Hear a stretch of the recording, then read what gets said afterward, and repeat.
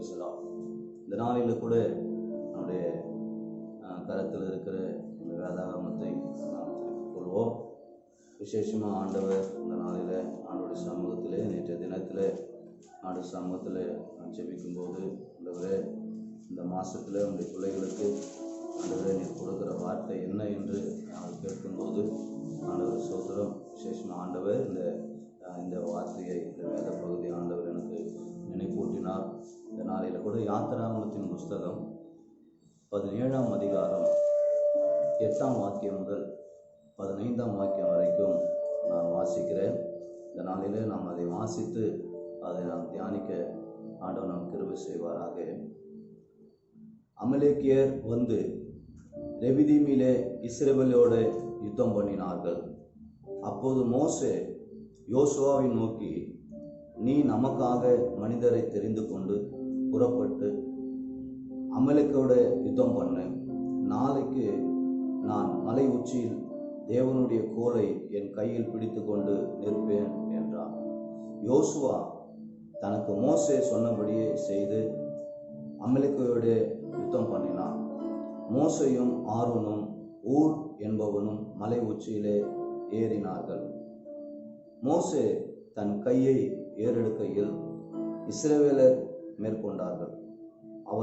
அவன் தன் கையை தாழ விடுகையில் அமலேக்கு மேற்கொண்டான். மோசேயின் கைகள் அசந்து போயிற்று. அப்போது அவர்கள் ஒரு கல்லை கொண்டு வந்து அவன் கீழே வைத்தார்கள். அதன் மேல் உட்கார்ந்தான். ஆரோனும் ஊரும் ஒருவன் ஒரு பக்கத்திலும் ஒருவன் மறுபக்கத்திலும் இருந்து அவன் கைகளை தாங்கினார்கள். இவ்விதமாய் அவன் கைகள் சூரியன் அஸ்தமிக்கும் வரைக்கும் ஒரே நிலையா இருந்தது. யோசுவா அமலேக்கையும் அவன் ஜனங்களையும் பட்டய கருக்கினாலே முறியடித்தான். பின்பு கர்த்தர் மோசேயை நோக்கி, இதை நினைவு கூறும் பொருட்டு நீ ஒரு புஸ்தகத்தில் எழுதி யோசுவாவின் செவிகள் கேட்கும்படி வாசி. அமலேக்கை வானத்தின் கீழெங்கும் இராதபடிக்கு நாசம் பண்ணுவேன் என்றார். மோசே ஒரு பலிபீடத்தை கட்டி அதற்கு யெகோவா நிசி என்று பெயரிட்டு, அமலேக்கியன் கை கர்த்தருடைய சிங்காசனத்திற்கு விரோதமாய் இருந்தபடியால் தலைமுறை தோறும் அவனுக்கு விரோதமாய் கர்த்தரின் யுத்தம் நடக்கும் என்றான். தர்மியான காலவேளையில தேவச்சனமே, ஆண்டவருடைய வார்த்தையை கேட்டுக்கொண்டிருக்கிற என கண்பானவர்களே, ஆண்டவர் நமக்கு இந்த மாசத்துல கொடுக்கிற ஒரு நல்ல வார்த்தை என்னவென்று சொன்னால், நம்முடைய தேவன் நாம் நம்புகிறவர், நாம் ஆராதிக்கிறவர் யார், அவர் எப்படிப்பட்டவர் என்று சொன்னால், அவர் யெகோவா நிசியாய் இந்த மாசத்துல அவர் நமக்கு வெளிப்பட போகிறார். இந்த விசேஷமா இந்த மாசத்துல ஆண்டவர் நமக்கு கொடுக்கிற ஒரு பெரிய ஒரு வாக்குத்தத்தம், இந்த நாளில அவர் யெகோவா நிசி. ஆமென். வேதத்திலே நம்முடைய ஆண்டவருக்கு பல பெயர்கள் கொடுக்கப்பட்டிருக்கிறது. பல நாமங்களிலே அவர் செயல்பட்டு அந்தந்த இடத்துல அந்தந்த நாமத்துக்குரிய ஆசீர்வாதங்களை தம்முடைய பிள்ளைகளுக்கு ஆண்டவர் கொடுத்தார். இந்த நாளிலே அவர் யெகோவா நிசியா இருந்து ஆண்டவர் நமக்கு ஒரு பெரிய ஜெயத்தின் மாதமாக ஆண்டவர் இந்த மாதத்தை நமக்கு தரப்போகிறார். விசேஷமாக இங்கு சொல்லப்பட்டிருக்கிறது, இந்த அமலேக்கியர் வந்து ரெவிதீமிலே இஸ்ரவேலோட யுத்தம் பண்ணினார்கள். இந்த நாளில கூட இஸ்ரவேல் ஜனங்கள் இந்த எகிப்தில் அடிமைப்பட்டிருக்கும் போது மோசேயினுடைய தலைமையின் கீழ் விசேஷமாக அவர்கள் கானான் தேசத்திற்கு பிரயாணப்பட்டு போகையில் அந்த பிரயாணத்தின் நடுவில் நடந்த ஒரு சம்பவம் தான் இந்த நாளில நாம் வாசிக்க கேட்ட இந்த யாத்திராகமம் 17ஆம் அதிகாரத்தில் சொல்லப்பட்ட இந்த காரியம். விசேஷமாக இந்த நாளில என்னை கேட்டுக்கொண்டிருக்கிற அன்பானவர்களே, இந்த ரெவிதீமிலே இஸ்ரவேலோட யுத்தம் பண்ணும்படி இந்த அமலேக்கியர் வந்தார். எப்போது பார்த்தாலும் இந்த அமலேக்கியருடைய காரியம் என்ன, யார் இந்த அமலேக்கியர் என்று நாம் பார்க்கும்போது, இந்த அமலேக்கியருடைய காரியம், அமலேக்கியர் ஏசாவினுடைய பேரன் அப்படி சொல்லப்படுகிறது. ஏசாவினுடைய பேரன் என்று இந்த அமலேக்கியர்கள் சொல்லப்படுகிறார்கள். இந்த நாளில கூட அல்லேலூயா இயேசுவின் நாமத்தினாலே எப்போது இந்த இஸ்ரவேல் ஜனங்க பிரயாணப்பட்டு அவர் புறப்பட்டு வருகிற வழியில முதலாவது ஒரு சத்துருவை அவர்கள் சந்திக்கிறார்கள். அவர்கள்தான் இந்த அமலேக்கியர். அங்கே பார்வோனை சந்திக்கும் போது ஆண்டவர் அந்த செங்கடலிலே, கடலிலே, சமுத்திரத்திலே அந்த பார்வோனும் சேனைகளையும் ஆண்டவர் அழித்து போட்டார். இரண்டாவது இங்கே ரெவிதீமிலே இஸ்ரவேல் ஜனங்கள் அந்த வந்து கொண்டிருக்கிற வேளையில அவர்கள் எதிர்க்கும்படி அந்த பிரயாணத்தை தடை பண்ணும்படி அமலேக்கியர் என்கிற ஒரு கூட்டம் அங்கு வருவதை நாம் பார்க்கிறோம். யார் இந்த அமலேக்கியர்? அமலேக்கியர் என்ற அந்த பெயருக்கு அர்த்தம் பள்ளத்தாக்கில் குடியிருப்பவன் என்று சொல்லப்படுகிறது. பள்ளத்தாக்கில் குடியிருக்கிற ஒரு கூட்டம். ஆமென். இந்த நாளில கூட ஆண்டவர் நம்மை அந்த பரலோகமாகிய அந்த சியோனுக்கு வழிநடத்துகிற வேலையில இந்த பள்ளத்தாக்கில் இருக்கிற அந்த பள்ளத்தாக்கு அப்படிப்பட்டதான காரியம் நம்மளை வந்து கீழான நோக்கம், கீழான வாழ்க்கை, கீழான காரியங்களிலிருந்து நம்ம எப்போதும் இந்த கீழான இந்த பூமிக்குரிய காரியங்கள், இந்த உலக பிரகாரமான காரியங்களை செய்யும்படி, சிந்திக்கும்படி, செயல்படுத்தும்படி தான் பிசாசு எப்பவுமோ நமக்கு அவன் அப்படியே வழிநடத்துகிறான். சில வேளைகளை நாம் உன்னதங்களை நோக்கி பார்க்கும்போது மேலானவைகளை நாடுங்கள் என்று வேதம் சொல்லுகிறது. ஆமென். அல்லேலூயா. மேலானவைகளை நாடுங்கள், கீழானவைகள் அல்ல, மேலானவைகளை நாடுங்கள் என்று ஆண்டவருடைய வார்த்தை இருக்கும்போது இந்த அமலேக்கியன், இந்த பள்ளத்தாக்குகளில் குடியிருக்கிறவன் எப்போது நம்மளை வந்து டீக்ரேட் பண்ணி நம்ம விசுவாசத்தை விட்டு நம்ம பின்னோக்கி செல்லும்படி நமக்கு பயங்களையும் கலக்கங்களையும் திகில்களையும் கொடுத்து இந்த உலகத்தில் நடக்கிற காரியங்களை பார்க்கும்படி ஆண்டவரை விட்டு நம்முடைய கண்ணை எடுத்து நம்முடைய நோக்கத்தை மாற்றி இந்த உலகத்தை பார், இந்த உலகத்தினுடைய காரியங்கள் என்ன எப்படி என்பதை அவன் அவ்வப்போது நம்முடைய எண்ணத்தில் அவன் போட்டு நம் இருதயத்தில் அது நம் குழப்பங்களை உண்டு பண்ணி இப்படியாக செய்து கொண்டிருக்கிற காரியங்கள் தான். இந்த சத்துருவானவன், இந்த அமலேக்கியன், இந்த பள்ளத்தாக்கிலே குடியிருக்கிறவன், இவன் யார் என்று சொன்னால் ஏசாவின் பேரன் என்று சொல்லப்படுகிறது. ஆமென். இவன் ஏசாவின் பேரன் என்று ஏதோம் தேசத்து பிரபு என்று சொல்லப்படுகிறது. ஏதோம் தேசத்து பிரபு என்று சொல்லப்படுகிறது. இந்த நாட்களிலே அமலேக்கியர் கானான் தேசத்துக்கு தெற்கையுள்ள வனாந்தரத்திலே அலைந்து திரிகிற ஒரு கூட்டம் என்று சொல்லப்படுது. எண்ணாகமத்தின் புஸ்தகம் 13ஆம் அதிகாரம் 29ஆம் வசனம் இப்படியா சொல்லுகிறது, அவர்கள் வனாந்தரத்துல அலைந்து திரிகிற கூட்டம். பிசாசு பார்த்தீங்கன்னா அவன் ஒரு இடத்துல நிலையா இருக்க மாட்டான். அவன் பார்த்தீங்கன்னா எப்போதும் அலைந்து திரிகிற காரியம். வேதம் சொல்லுகிறது, உண்மையாகவே யாக்கோபை குறித்து நாம் வேதத்தில் பார்க்கிறோம், அவன் குணசாலியும் அவன் கூடாரவாசியுமா இருந்தான் என்று சொல்லப்படுது. குணசாலி, கூடாரவாசி. இந்த நாட்களில ஆண்டவர் என்ன விரும்புகிறார்? இந்த நாளில ஆண்டவருடைய சித்தம் என்ன? ஆண்டவர் நம்மை ஒரு இடத்துல, அல்லேலூயா, ஒரு இடத்துல நிலைநிறுத்தி, ஆமென், ஆண்டவருடைய சத்தியங்களை கற்றுக்கொண்டு ஆண்டவருடைய கிருபைகளை பெற்றுக்கொண்டு ஆண்டவருக்காக நாம் செயல்படும்படி தான் ஆண்டவர் விரும்புகிறார். ஆனால் இந்த அமலேக்கியருடைய காரியம் பார்த்தீங்கன்னா அவங்க அங்க இங்கு சுற்றி திரிகிற ஒரு கூட்டமாய் இருக்கிறார்கள் என்று நாம் பார்க்கிறோம். இந்த நாளில கூட அவருடைய செல்வங்கள் மந்தை என்று சொல்லப்படுது.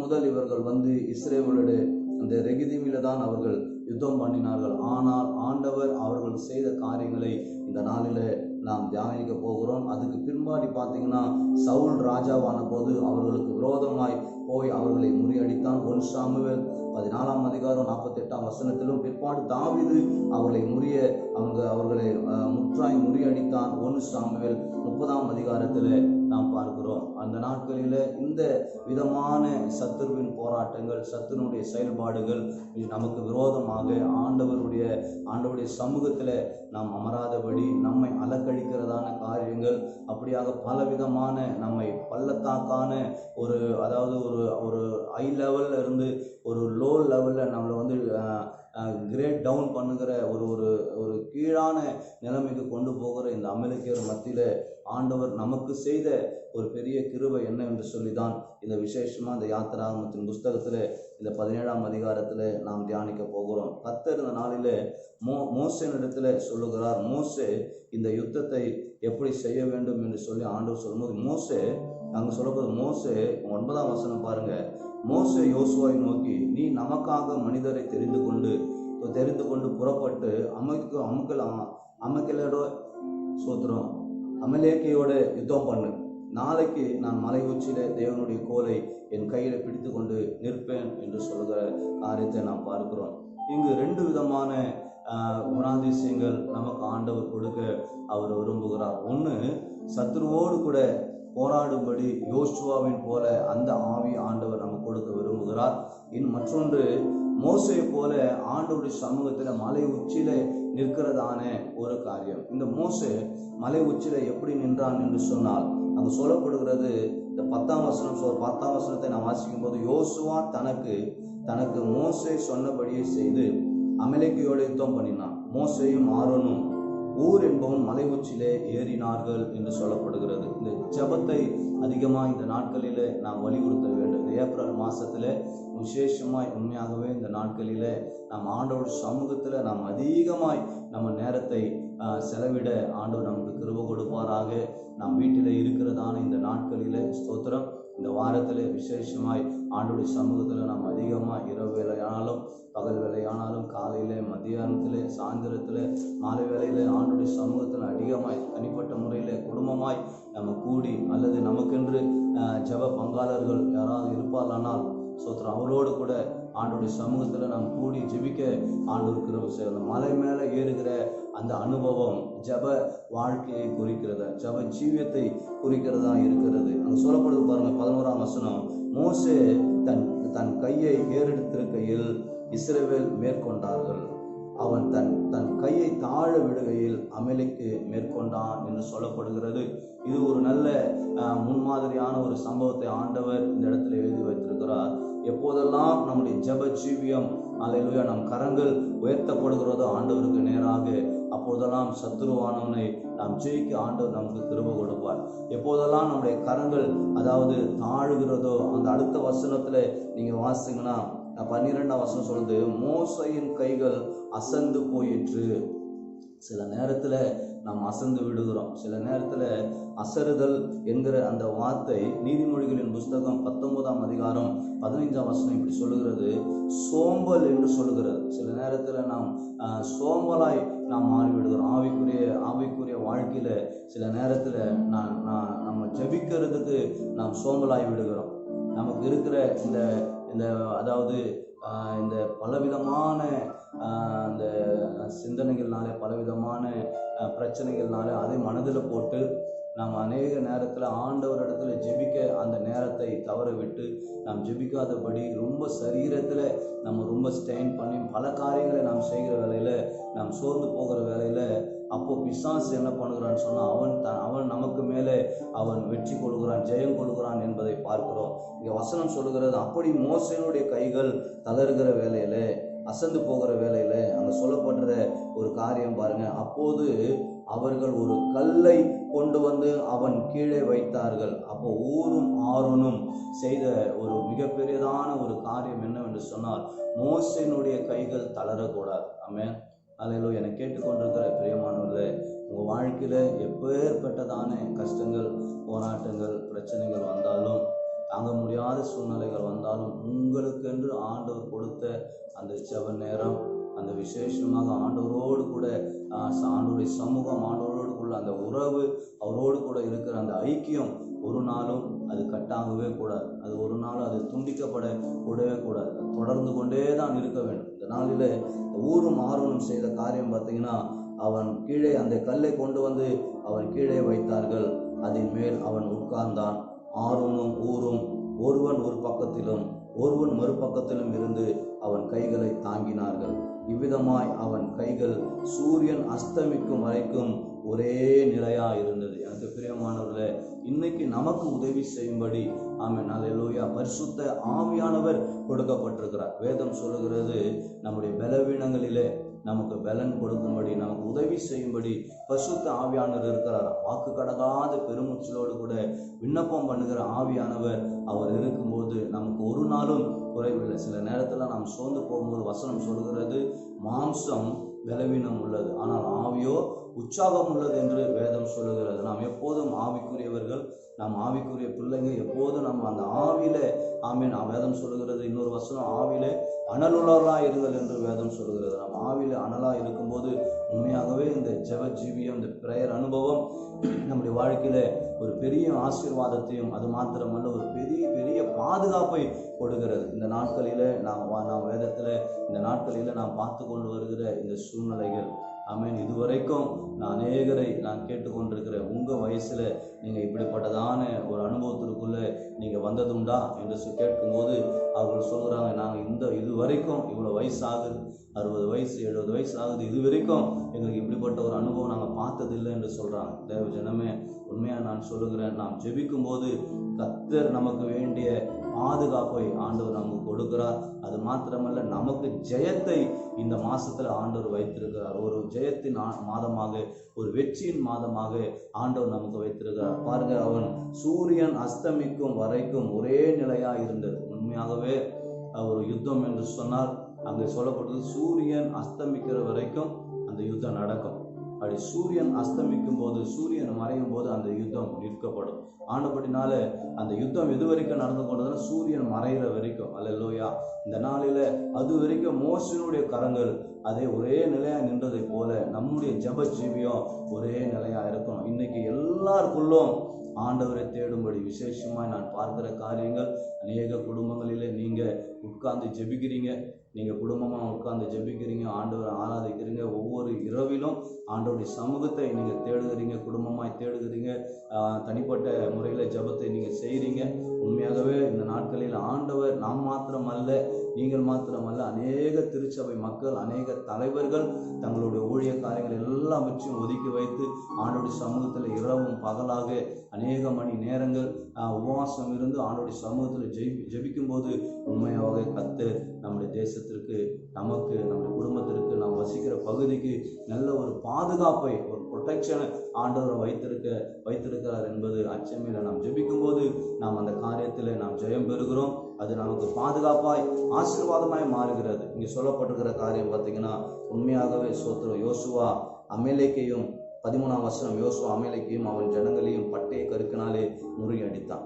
14ஆம் வசனம், பின்பு கர்த்தர் மோசேயை நோக்கி, இதை நினைவு கூறும் பொருட்டு நீ ஒரு புஸ்தகத்தில் எழுதி யோசுவாவின் செவிகள் கேட்கும்படி வாசி, அமலேக்கை வானத்தின் கிழகும் இராதபடி நாசம் பண்ணுவேன் என்று ஆண்டவர் சொல்லுகிறார். அல்லேலூயா. நமக்கு விரோதமாக இருக்கிற நம்மளை டீக்ரேட் பண்ணும்படி, நம்மளை தள்ளும்படி, நம்முடைய விசுவாசத்தை விட்டு வழுவி போகும்படி பிசாசு சத்துருவானன் பல விதத்தில் நமக்கு விரோதமாக நாம் அந்த ஆசீர்வாதம் சொந்து கொள்ளாதபடிக்கு நம்முடைய வழியில் அவன் வந்து யுத்தம் பண்ணி நம்மளை டிஸ்டர்ப் பண்ணுகிற காரியங்கள் இந்த மாசத்துல ஆண்டவர் நம்மோடு கூட இருந்து அவர் நமக்கு ஜெயத்தை கொடுக்க அவர் போதுமான தேவனாய் இருக்கிறார். விசேஷமாய் மோசே எழுதும்போது இப்படி சொல்லுகிறான். 15ஆம் வசனம் சொல்கிறது, மோசே ஒரு பலிபீடத்தை கட்டி அதற்கு யெகோவா நிசி என்று பெயரிட்டான். எனக்கு அன்பானவர்களே, இந்த நாளில் ஆண்டவர் நமக்கு எப்படியா வெளிப்படுகிறார்? இந்த ஏப்ரல் மாதம், இந்த புதிய மாசத்துல அவர் யெகோவா நிசியாய் அவர் வெளிப்படுகிறார். அல்லேலூயா, அல்லேலூயா. உண்மையாகவே ஒரு நல்ல ஒரு ஜெயத்தின் மாதமாக, ஒரு வெற்றி சிறக்க பண்ணுகிற ஒரு மாதமாக கர்த்தர் வைப்பார். நீங்கள் எதை பற்றி நீங்கள் கவலைப்படாதபடிக்கு ஒவ்வொரு நாளும் ஜெபம் பண்ணி, காலையில் ஜெபத்தோடு ஆரம்பித்து இரவில் ஜெபத்தோடு முடிக்க ஆண்டவர் கிருபை கொடுப்பார். நல்ல இடைப்பட்ட நாட்களில் நல்ல ஆண்டவரை ஆராதிக்க, துதிக்க, ஸ்தோத்திரிக்க நல்ல வாக்குத்தத்தமான வார்த்தைகளை ஆண்டவர் நமக்கு எத்தனையோ வாக்குத்தத்தங்களை கொடுத்திருக்கிறார். ஆமென். பழைய ஏற்பாட்டிலும் புதிய ஏற்பாட்டிலும் சங்கீத பகுதிகளிலும் எசேயா தீர்க்கதரிசி புஸ்தகங்களிலும் எத்தனையோ வாக்குத்தத்தம் உண்டு.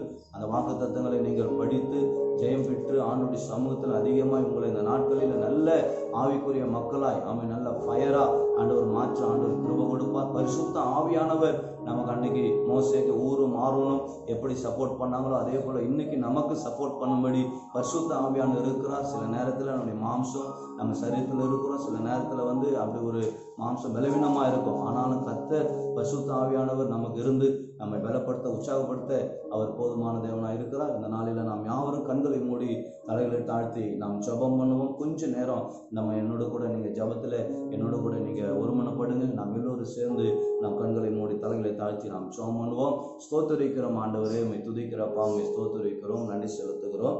நீ நல்லவரும் வல்லவரும் மாறாதவரும் மகிமையானவரும் சேனைகளின் கர்த்தரும், நீ ஆபிரகாமின் தேவனும் ஈசாக்கின் தேவனும் யாக்கோபின் தேவனுமாய் கர்த்தாவே, ஆசீர்வதிக்கப்பட்ட இந்த நாளிலே விசேஷமாய் இஸ்ரவேல் ஜனங்கள் ஆண்டவரே அந்த கானான் பயணத்தில் ஆண்டவரே அந்த ஆசீர்வாதத்தை சுமந்து கொள்கிற அந்த வேலையில் அந்த பயணத்தில் அமலேக்கர் வந்து ஆண்டவரை சோதரிக்கிறோம், யுத்தம் பண்ணுகிற வேலையில் ஆண்டவரை சோதரிக்கிறோம். நீர் ஆண்டவரை சோதரி மோசையோடு இருந்து அவருடைய கரங்கள் உயர்த்தப்படும் போது யோசுவா ஆண்டவரை அந்த அமெரிக்கையோடு யுத்தம் பண்ண கர்த்தர் கிருபை கொடுத்தீர. மோசையினுடைய கரங்கள் ஆண்டவரை தளரும் போது யோசுவா ஆண்டவரை ஆரோனும் ஆண்டவரை ஊரும் அவருடைய கரங்களை தாங்கி பிடித்து அப்படி ஆண்டவரை சூரியன் அஸ்தமிக்கிற வரையிலும் மோசையினுடைய கரங்கள் ஒரே நிலையாய் நின்றதை போல ஆண்டவரை இந்த நாளில பரிசுத்த ஆவியானவர் எங்களுக்கு இருக்கிற பயங்கள், அச்சங்கள், நடுக்கங்கள், திகில்கள் எல்லாவற்றையும் நீக்கி போட்டு என்ன நடக்குமோ ஆண்டவரை, என்ன சம்பவிக்குமோ, எப்படி ஆகுமோ என்று ஆண்டவரை இருக்கிற எந்தெந்த காரியங்களிலே நம்முடைய பிள்ளைகளுக்கெல்லாம் ஆண்டவரை அப்பா பயம் இருக்கிறதோ, திகில் இருக்கிறதோ, அச்சம் இருக்கிறதோ அந்த காரியங்கள் எல்லாம் இருந்து விலகி ஆண்டவரை எல்லா சோர்வுகளும் ஆண்டவரை நீங்க மாற்றி எல்லாம் அசந்து போகிற காரியங்கள்லாம் மாற்றி ஆண்டவரை நல்ல சுறுசுறுப்பாய், ஆண்டவரை உற்சாகமாய், ஆண்டவரை நல்ல தைரியமாய், நம்முடைய காரியங்களை நல்ல சந்தோஷமாய், மகிழ்ச்சியாய் ஆண்டவர் இருக்க பரிசுத்த ஆவியானவர் இந்த நாளில் உங்களுடைய பிள்ளைகள் ஒவ்வொருவருக்கும் ஆண்டவர் அன்னைக்கு ஊர் 6 சப்போர்ட் பண்ணதை போல அப்பா நம்முடைய பிள்ளைகள் அந்த ஜெப ஜீவிய வாழ்க்கையை ஆண்டவரை நீங்க உற்சாகப்படுத்தி நீங்க சப்போர்ட் பண்ணி ஆண்டவரை எங்க பலவீனங்களில உன் பலன் பூரணமாய் விளங்கும் என்று சொன்ன என் தகப்பனப்பா, என் கிருபை உனக்கு போதும் என்று சொன்ன தகப்பன் இந்த நாளில் ஒரு அற்புதத்தை சிதை செய்து இந்த மாதம் முழுதும் உங்களுடைய பிள்ளைகளை நடத்துங்க. துதிக்கான மகிமை உமக்கே செலுத்துகிற விசேஷமாய் ஆண்டவரை சோதரிக்கிறோம். எல்லா தேவைகளும் நீர் ஆச்சரியமாய் சந்திங்கப்பா. விசேஷமா ஆண்டவரை கடந்த மாதம் முழுதும் நடத்துனீங்க. இந்த மாசத்திலும் ஆண்டவரை நெருக்கடியான இக்கட்டான சூழ்நிலையில கூட ஆண்டவரை சோத்துறப்பா. அன்று எலியாவுக்கு ஆண்டவரை காகத்தை கொண்டு போஷித்த தகப்பன் இந்த நாளில் ஆண்டவரை சோதரிக்கிற உம்முடைய பிள்ளைகளுக்கு அப்படிப்பட்டதான ஆச்சரியமான அதிசயமான சூழ்நிலைகள் எங்களுக்கு ஒருவேளை சாதகமா இல்லாமல் இருந்தாலும் ஆண்டவரை நீர் எங்களோடு கூட இருக்கிறீர். எங்கள் சூழ்நிலையெல்லாம் சாதகமாய் மாற்றி குடும்பத்துல நல்ல சமாதானத்தையும் சந்தோஷத்தையும் மகிழ்ச்சியும் ஆரோக்கியத்தையும் பாதுகாப்பையும் நீர் கட்டளையிடும்படியா நாங்கள் செபிக்கிறோம். ஆங்காங்கே எத்தனையோ விதமான ஆண்டவரை துர்ச்செய்திகளை நாங்கள் கேட்கிறோம்பா. ஆனால் ஆண்டவர் அந்த செய்திகள் ஒன்றும் உடைய பிள்ளைகளை அணுகாதபடிக்கு ஆண்டவரை உடைய பிள்ளைகளுடைய வீட்டை சுற்றிலும் உடைய பாதுகாப்பு இருக்கட்டும். ஆண்டவரை அவர்களுடைய அப்பத்தை தண்ணீர் ஆசீர்வதிங்க. ஆண்டவரை சிறு பிள்ளைகள் ஆசீர்வதிங்க. ஆண்டவரை வாலிப பிள்ளைகள் ஆசீர்வதிங்க. பெரியவர்கள் ஆசீர்வதிங்க. முதியவர்கள் ஆசீர்வதிங்க. புருஷர்கள் ஸ்திரீகளை ஆசீர்வதிங்க. ஆண்டவரை விசேஷமாய் கர்த்தாவே ஆண்டவரை அவர்கள் இருக்கிற காம்பவுண்ட், அவர்கள் இருக்கிற தெரு, அவர்கள் இருக்கிற பகுதியை ஆண்டவரை நீங்க ஆசீர்வதிங்க அப்பா. ஆண்டவரை அவர்கள் பொருட்களை உடைமைகளை ஆசீர்வதிங்க. வண்டி வாகனங்களை ஆசீர்வதிங்க. எல்லாவற்று மேலும் ஆண்டவருடைய ஆசீர்வாதம் இருக்கட்டும், பாதுகாப்பு இருக்கட்டும் சாமி. விசேஷமா நம்முடைய தேசத்துக்காக நம் கண்களை மூடி நாம் ஜெபம் பண்ணுவோம். உண்மையாகவே விசேஷமா அது நம்மேல் விழுந்த கடமையா இருக்கிறது. எல்லா ராஜாக்களுக்காகவும் அதிகாரத்தில் உள்ளவர்களுக்காகவும் நீங்கள் ஜெபம் பண்ணுங்கள் என்று நமக்கு வேதம் சொல்லிக் கொடுக்கிறபடினாலே இந்த ஆராதனை முடிவிலே, இந்த முடிவு ஜெபத்திலே நம்முடைய தேசத்தை நாம் நினைவு கூறுவோம். இயேசுவின் நாமத்தினாலே தேசத்தை ஆண்டவரை நல்ல பாதுகாப்புக்குள் நீங்க வைங்கப்பா. நாங்கள் கெஞ்சி மன்றாடுகிறோம். ஆண்டவரை உண்மை நாங்கள் ப்ளீஸ் பண்ணுகிறோம். ஒரு அற்புதங்களை செய்வீராக. சீக்கிரத்துல ஆண்டவரை சோத்தரிக்கிறோம். ஆண்டவரை தேசத்துல காணப்படுகிற இந்த வாதைகள் எல்லாம் நிப்பாட்டப்படணும்ப்பா. நாங்கள் உங்களுடைய சமூகத்துல கிரியை செலுத்துகிறோம் ஐயா. ஆண்டவரை எங்கள் ஜீவனை பணைய வைத்து நாங்கள் ஜெபிக்கிறோம் கர்த்தாவே.